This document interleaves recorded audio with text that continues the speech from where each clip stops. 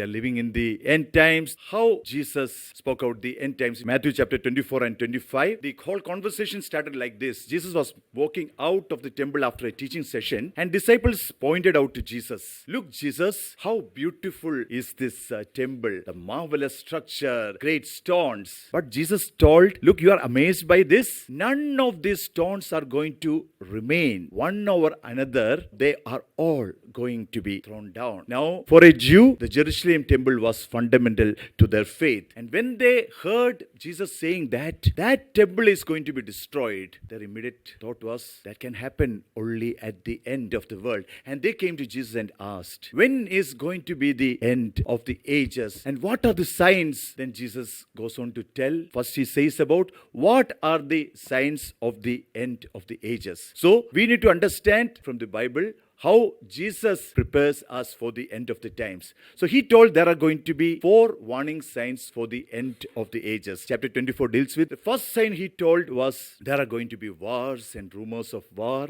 famines and earthquakes. And he told that is not the end. That is just the birth pangs of the end. Then he told the second sign you will see, there will be a worldwide persecution. The nations will hate the church, and because of the increasing lawlessness, the love of many will grow cold. Then he goes on to say that, and the gospel will be shared all, and the other will be left behind. And then he goes on to say like this, when you see all these things happening, recognize that the Son of Man is at the very gate. When is all this going to happen? And Jesus says that no one knows. Not even the Son of Man, not even the angels. The only one knows is the Father who has appointed the time. We can see 2 contradicting things. On one hand, we can have all the signs there, but on the other hand, we do not know when is that time the coming of the Lord will take place. What does it actually mean? It will be just like the times of Noah, when people got so much involved in the daily routines that they didn't recognize what was happening. And by the time they recognized, it has already come upon them, because the Son of Man is going to come at a time you do not expect. You should be prepared for that day. Jesus keeps saying his coming will be like the coming of a thief. Then tells about a house owner who was prepared that the thief could not steal. Paul says, 1 Thessalonians chapter 5:4, you are not in the dark, as if you should be surprised like those who are in the dark. You should be prepared and alert. Knowing the signs and not knowing when to come is the time to get ready is today. Today, if you hear the word of God, do not harden your heart. You respond and get ready. Then Jesus goes on to tell 4 parables which tells us how to get ready. The first is the parable of a faithful and a wicked servant. The second is the parable of the 10 virgins. And the third one is the parable of talents. And the fourth is the parable goats and sheep. The focus of all those parables are the people who were not ready and what happened to them. And all those stories end in a very sad note. People ending up in eternal fire, eternal darkness. Sometimes we think, okay, these are not really relevant to us. But Jesus was telling to the 12 disciples who have been following him all along. If we are a disciple of Jesus, certainly these 4 parables has a message for each one of us. In each one of this story, there is a climactic event. The first story, the master comes. The second story, coming of the bridegroom. The third story, the coming of the master who entrusted the talents. The final story, the coming of the Son of Man who comes with all his glory. That climatic event determines the destiny of the people forever. When that climatic event occurs, we can find only 2 groups of people. First group is the people who were prepared, and second group is people who were not prepared. And when we look at the readiness of the people, it was not a mental readiness. The foolish virgins, they thought they were ready, but Master thought they were not ready. They were considered ready only if their lamps were shining at the end of the story. They were considered ready not when the Master gave them talents, but when they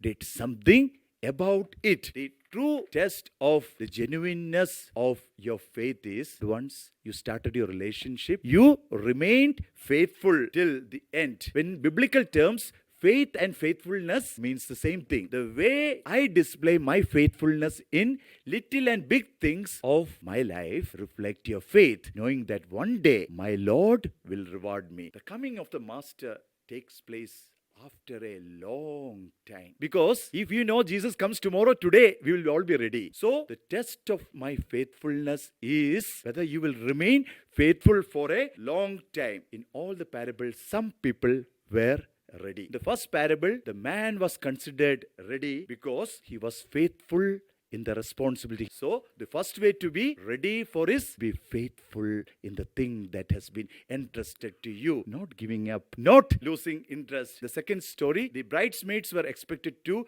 keep their lamp burning for the celebration. And these 5 virgins, they were bright and shining for a while, but after some time, their oil ran out. And the expectation was they will continue to keep on carrying their responsibility, even if it may take a long time for the bridegroom to come. How many times we give up our hope, our prayers are not answered, the promises are not fulfilled. No, the people who were ready were the one who continued to persevere, continued to wait, even it was a long time. The third story, those who multiplied their gifts and talents, even that one talent, the master was expecting that he would multiply it. Be it the talent of teaching, helping, administration. When you are using it to the fullest ability, others are encouraged to use the talents. You are multiplying your talent. In the fourth story, the people were considered ready because they were sensitive to the needs of the Christ brethren. They saw Jesus in them. Those who were ready were rewarded. The first person, he was given one responsibility. When master came back, he told that, now you are responsible for my entire house. The brides, how was they rewarded? They were entered into the joy and celebration with the master. The people who used the talents, how were they rewarded? I will give you more responsibilities. You will be my partners and you enter into my joy. And the final group of people, how are they rewarded? You will inherit a kingdom. You will reign with me. The way Jesus or church does is, those who are faithful, they are rewarded with more opportunities to serve God. For Jesus, the reward of work is more opportunities. It is not retirement, it is promotion to greater responsibilities. Next thing is that in all the stories, there were some who were not prepared. And the most striking thing is, none of them were accused of doing any great bad things. The first story, the first person was punished because he didn't do his duty. The foolish virgins were punished, called foolish, because they didn't carry the oil that they were supposed to carry. The third servant, he was called wicked because he did nothing with that money that was given to them. Fourth group of people were punished because they didn't give, visit, encourage somebody. Many times we think it is the acts of commission that are important. But in all the stories, people were rejected because they did not do what they were supposed to do. When Jesus comes, we cannot say, I have not done any harm to anyone. He will say, neither you have done any good to anyone. The people who are not prepared, they were punished. Forgiveness was in his first coming. In the second coming, there is no more excuses, second chances, and their punishments were very, very vivid. Some of them were cut into pieces. Some of them were sent to the place where there is weeping and gnashing of teeth. Some of them has been thrown into the eternal fire prepared for the devil and his angels, and into the eternal darkness. Who are those characters in those stories? In the first story, it was a servant of God to whom God has committed his household. Second story, it was the bridesmaids who were chosen for wedding. The third story, it was the people to whom the master has given some talents. In the fourth story, it was people who belonged to the flock of the shepherd. They came so close, yet they missed. What really went wrong? Why they came so close and missed it? The first thing, their knowledge of God was inadequate. How do you know him? God has promised his presence, intimacy to us. But to have that intimacy, that has to become a pursuit, prayer of my life. Second thing was that they couldn't see the opportunities to serve Jesus in serving the brethren. It is not a time to panic or get anxious, but sensing the importance of times, it is a call for us to get ready. Daniel 11:32 speaks of a time where there is deception, oppression, but it speaks about a group of people who knew their Lord. Are we preparing ourselves? Are we building our relation with God? Are we seeing Jesus in the brethren God has placed among us? Are we being faithful in the responsibilities that are given to us, that our faith is reflected when every simple thing is done with faithfulness.